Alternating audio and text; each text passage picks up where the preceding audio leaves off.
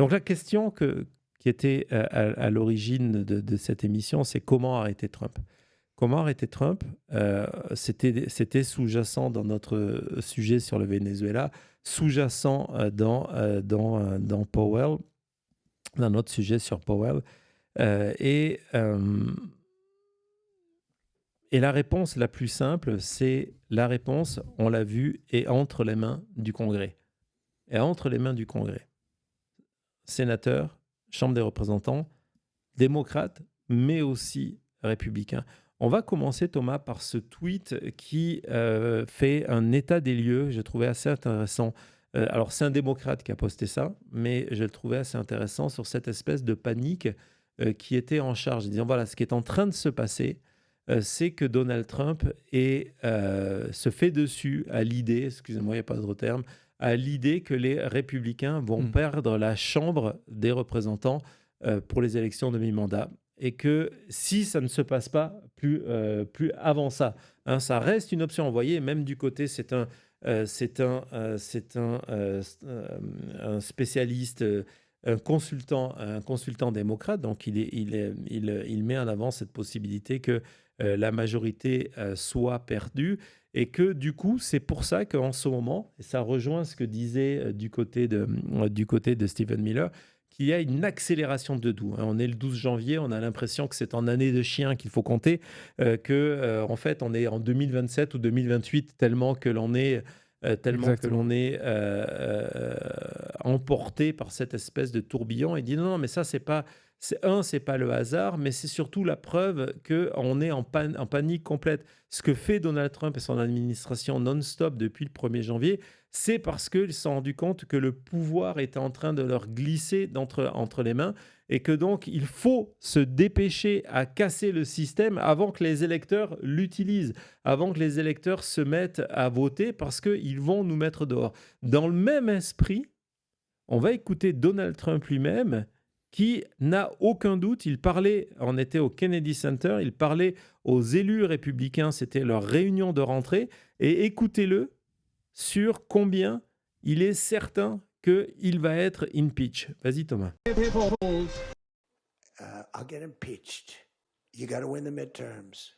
Because if we don't win the midterms, it's just going to be, they'll find a reason to impeach me.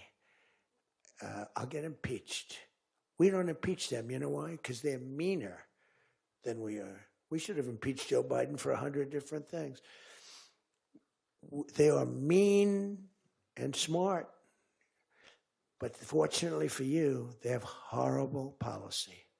You got to win the midterms. Because if we don't win the midterms, it's just going to be, they'll find a reason to impeach me. I'll get impeached. We don't impeach them. You know why? Because they're meaner than we are. Donc, c'est un constat. Évidemment, il ramène à lui, hein, en expliquant que c'est moi qui va se faire. C'est moi. Il faut que vous gagniez les midterms. À vous d'aller gagner. C'est moi qui vais en payer le prix. Ils vont impeach. Et évidemment, tout ça, ça m'a fait penser aussi à ce tweet que j'ai vu hier de Aaron Rupert. Et c'est un constat, je vous le partage parce que ce sont des questions que moi-même je me pose au quotidien. C'est que avec cette accélération du temps, au fait qu'on en est déjà là. Ouais. Nous sommes au début de l'année 2026 et en fait, c'est l'équivalent de l'été 2020. J'ai l'impression que tout le monde ressent ça en plus. Oui, ça fait pas encore un an de cette deuxième présidence. On n'en peut plus. Personne n'en peut plus. C'est trop. Et tout le monde le rejette, Donald Trump, et on n'en peut plus. Et donc, ce que disait Aaron Rupert, il dit « Je ne vois pas comment le pays peut survivre jusqu'à 2029. Il va falloir impeach and remove Trump avant. » Et on en est là aujourd'hui aux États-Unis de se dire il va falloir agir avant. Je vais vous montrer justement cet article ce matin dans The Bulwark, qui est un organe modéré créé par des républicains anti-Trump, où désormais le high word impeachment est mis en avant en disant il faut embrasser l'impeachment de Donald Trump et de son cabinet, c'est une nécessité. On peut plus Plutôt attendre. que plus tard. Il ne faut même plus attendre Ouais. 2027. Il n'y a plus Ce sont d'arguments. des républicains modérés. Il n'y a plus d'arguments pour attendre. Et ce qui est intéressant, c'est que la journaliste qui fait cet article, comme on va le voir, c'est que jusqu'à présent, lorsqu'il y a eu des initiatives, lorsque certains démocrates parlaient d'impeachment, ils disaient non, mais faut pas. C'est trop tôt. Il faut laisser faire Donald Trump, il faut laisser faire le processus démocratique, etc., etc. Et maintenant, elle change d'avis. Et on voit que dans l'article commence quand même Sa comme première ça, phrase. Ouais. en disant le temps est venu d'être sérieux sur la question de l'impeachment, l'empêchement de Donald Trump. Le temps est venu de sérieusement en parler. On va avancer dans cet article qui est extrêmement intéressant. Donc, regardez en disant, non seulement, c'est Jill Lawrence, non seulement il y a les raisons pour impeach Donald Trump et son cabinet, elles sont multiples, mais de ne pas attendre, même si il n'y a pas une majorité. Et un de ses points de départ dit, en fait, on n'en est même pas certain. Est-ce qu'aujourd'hui, certains républicains qui se retrouvent dans des situations où ça leur permettrait de se débarrasser une fois pour toutes de la menace Donald Trump, parce qu'ils sont dans des districts modérés où il y a désormais plus d'indépendants que de républicains, peut-être que c'est une proposition qu'ils pourraient entendre. Et donc, elle vient du camp opposé. Elle explique donc en début de cet article-là qu'elle avait expliqué que oui, les raisons existaient. Elle avait fait un article qui listait, après les 100 jours de Donald Trump, le nombre de fois où il avait commis des fautes qui pourraient mériter un impeachment, mais en disant, il ne faut pas le faire. Il ne faut pas le faire. C'était futile avant.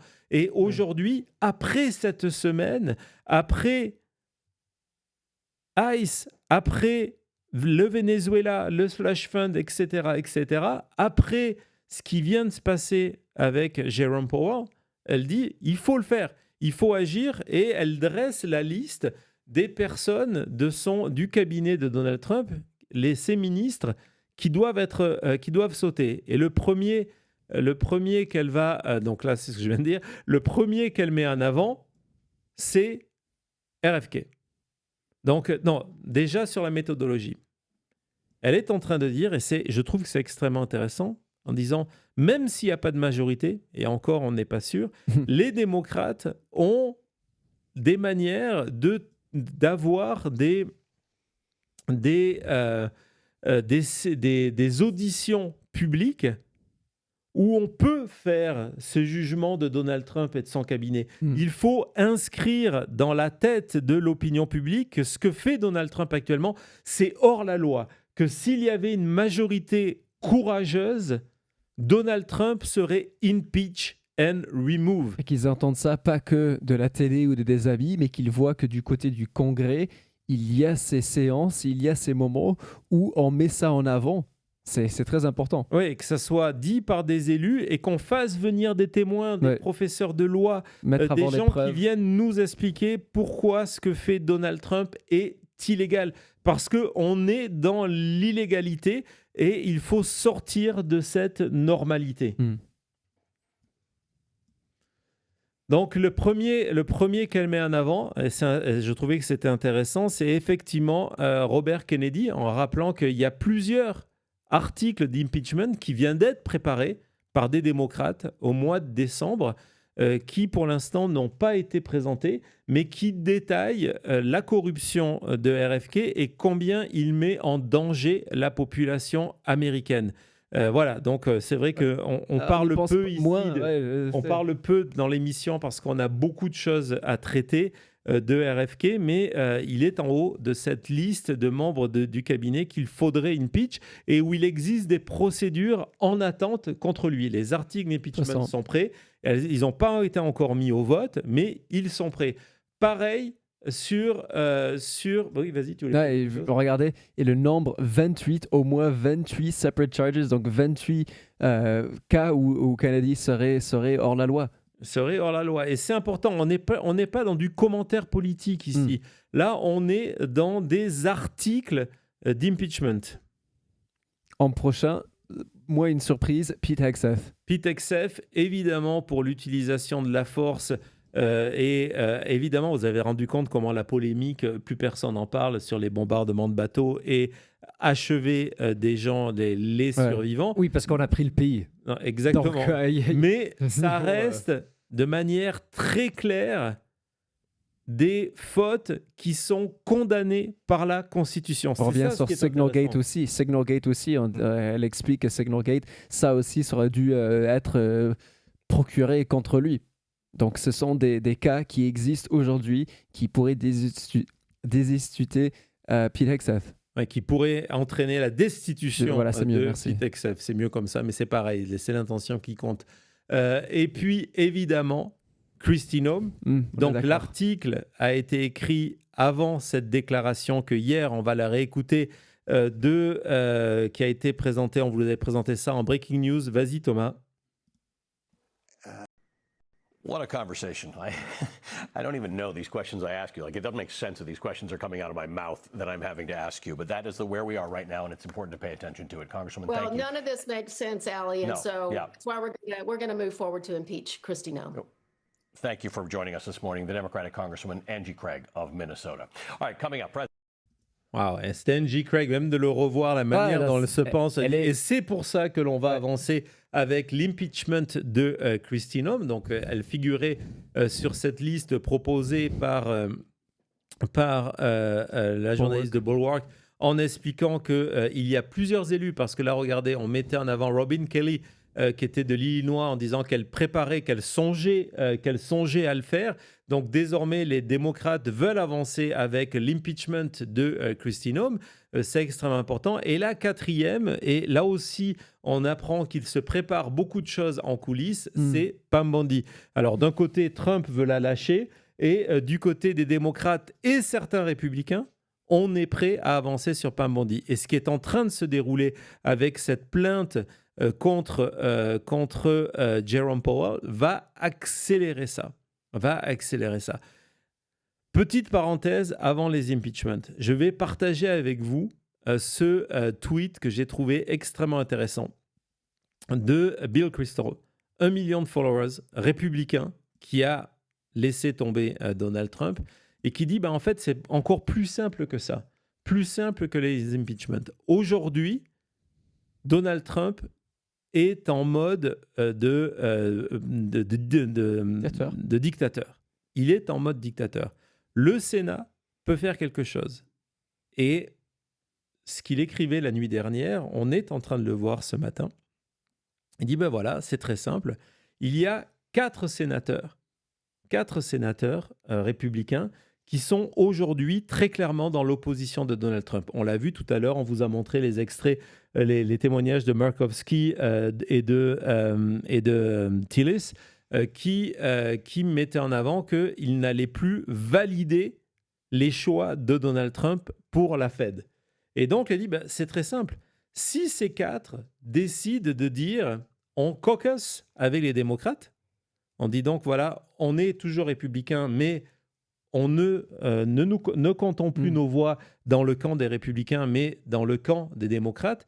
Il y a désormais un contrôle du Sénat pour les démocrates. Ouais. C'est un véritable calcul, et si Bill Kristol en parle, c'est une véritable option. Et qu'est-ce qu'il peut faire, Trump, pour contrer ça? Il peut rien faire. Si on voit ce matin ces élus républicains dire, voilà, c'est allé trop loin, parce que c'est les termes qui sont posés par Tom Tillis. Trump est allé trop loin. Et donc, on a décidé de s'opposer à lui. Il dit, s'il généralise ça, demain, les républicains perdent la majorité au Sénat. Et quand on sait les difficultés de Mike Johnson à la Chambre des représentants, c'est encore une autre possibilité pour que, avant les élections de 2026, Donald Trump se retrouve dans une situation où il peut être impeach. Et si on parle de majorité Chambre des représentants et Sénat, impeach and remove. Donc voilà ce qui est en train de se jouer. Ça va être un mois complètement fou. Et je voulais conclure cette émission sur comment arrêter Donald Trump. C'est aussi avec l'influx de nouvelles candidatures de personnes qui s'engagent à impeach Donald Trump. On va écouter George Conway, le créateur du Lincoln Project, l'ancien époux de Conway, Kellyanne Conway, qui est à l'origine du concept de alternative news, fake news, etc., facts, etc. On va l'écouter ce week-end sur CNN. Vas-y, Thomas. This criminal is running the government as a criminal operation. And the reason why I am running is because, and I don't intend to do this for very long, I'm 62 years old, and I never intended to go into public office, just nothing I ever wanted to do. But this is something where we need people who are willing to call this man out, willing to say he's a criminal, willing to go toe-to-toe with him, and we need lawyers. Because the two things that have to happen in order for us to save the republic from him is, first of all, accountability, investigating and impeaching the president and his other executive officials who are committing high crimes and misdemeanors every day as we speak. And the second is to pass laws, legislation, carefully drafted legislation within the four quarters of the Constitution that will make sure we never have this autocratic, kleptocratic, authoritarian threat ever again. And it's a lot. But this is what we have to do because this is our survival as a republic depends on it. George Conway, I appreciate being with us. Thanks very much. Alors ça, c'est un message de Vaglat. Il explique que évidemment, il n'a aucun intérêt à se lancer dans une carrière politique. Il n'a jamais voulu. Il a 62 ans. Il gagne très très bien sa vie. C'est un avocat qui a gagné très très bien sa vie avant. Mais il dit on va avoir besoin d'avocats après les élections de novembre 2026 pour faire deux choses. Pour l'impeach, lui et les membres de son... Donc pour enquêter et pour l'impeach, lui et les membres de son cabinet. Donc c'est vraiment le futur Donald Trump. Et puis ensuite, pour écrire des lois qui empêcheront un nouveau Donald Trump de revenir et de prendre le pouvoir comme ce qu'il est en train de faire. Pour protéger le pays. Pour sauver le pays, sauver la démocratie américaine, sauver la République.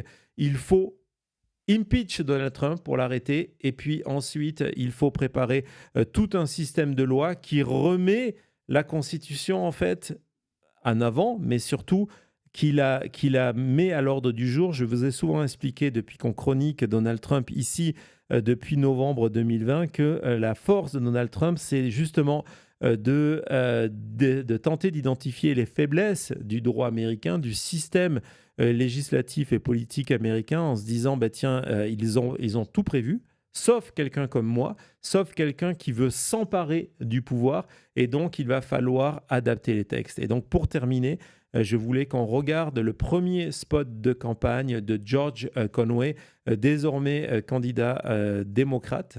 Ça fait drôle de le dire, il a été républicain toute sa vie. Candidat démocrate du côté de New York, il me semble. Vas-y, Thomas. When we see it, We're going to walk down to the Capitol.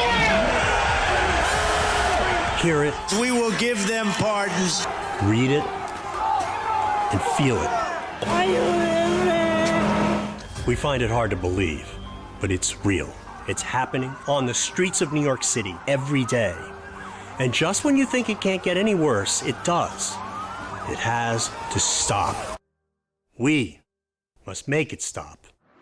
We have a corrupt president, a mendacious president, a criminal president whose masked agents are disappearing people from our streets, who's breaking international law, and he's running our federal government like a mob protection racket. As for the economy, hey, it's great for him. Crypto, watches, golden sneakers. But for everyone else, groceries, healthcare, prices skyrocketing and millions losing coverage.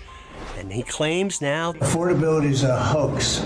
I know how to fight these people. They are corrupt, amoral people. They will stop at nothing to rig the system for themselves. I've been fighting Trump for years, and nothing will stop me. My name is George Conway. I'm the son of a high school educated Navy guy and a Filipino immigrant. I came to New York City in 1988 and built a 30-year career here as a lawyer, amongst the greatest people in the greatest city in the world. A former Republican, now a Democrat, I fought Trump publicly in every way I could, and I paid a price. I'll never regret standing up to Trump or for the victims he abused, helping E. Jean Carroll sue Trump for raping her and lying about it. Now Trump owes E. Jean $88 million. He doesn't like me. I don't like what he's done to our great country. And now I'm running for Congress to take the fight directly back to him, on your behalf, on the behalf of New Yorkers, to whom I owe so much, to protect the fundamental rights and basic economic needs of all New Yorkers, to make our nation better than it was before, to write new laws that will safeguard our democracy so that we don't end up facing autocracy ever again. This is no ordinary time, and I will not be an ordinary member of Congress. Let's do this together.